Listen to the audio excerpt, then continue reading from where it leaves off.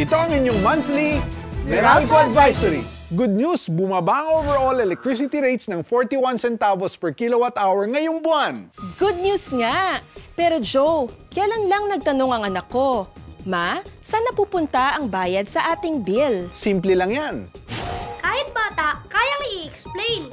Ang bill natin parang pizza. Ganito kalaki ang napupunta sa generation companies. At ganito naman ang napupunta sa Meralco. Ang naiwan, napupunta sa ibang charges. Ang init! Alam mo, pati panahon ngayon, super init, kaya pwede magkaroon ng power interruptions. Pero wag mag-alala, Joe! Get free text updates mula sa Meralco. Visit Meralco's Facebook page para malaman kung paano mag-register. Uy, we're back, Maika!